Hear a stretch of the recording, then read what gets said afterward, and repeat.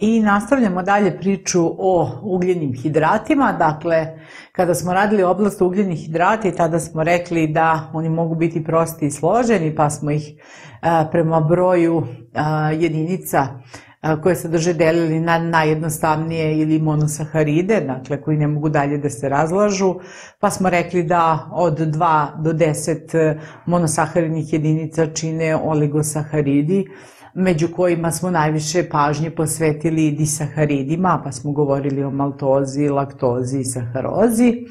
I naravno govorili smo o polisaharidima kao složenim ugljenim hidratima koji se sastoje od 10 do nekoliko hiljada gradivnih monosaharidnih jedinica.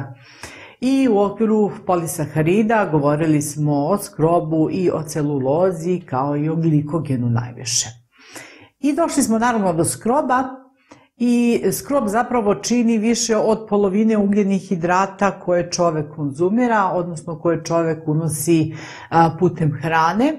Varenje ovog polisaharida počinje još u ustima i naravno kao nijedno varenje, tako ni varenje ugljenih hidrata nije moguće bez prisustva određenih enzima. U ovom slučaju to je alfa-amilaza koja se nalazi u pljuvački. Dakle, jedan deo skroba počinje da se vari još u ustima.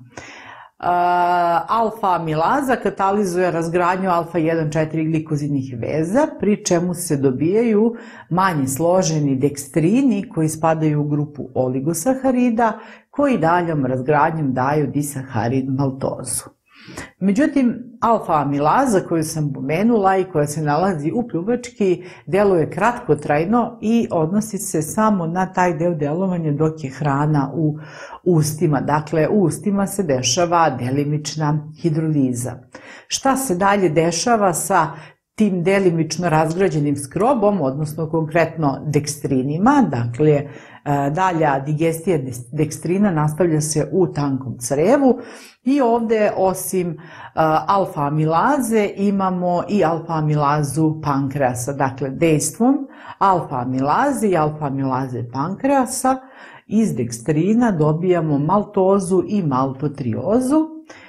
Maltotrioza je trisaharid, maltoza je disaharid i maltotrioza nam je neki novi pojam, odnosno neki novi šećer koji do sada nismo pominjali. On se dobija iz amilopektina, konkretnije iz tog jednog njegovog račvastog dela, hidrolizom tog njegovog račvastog dela. Dalje, dejstvom maltaze i alfa-1,6 glikozidaze, ova dva šećera, dakle maltoza i maltotrioza,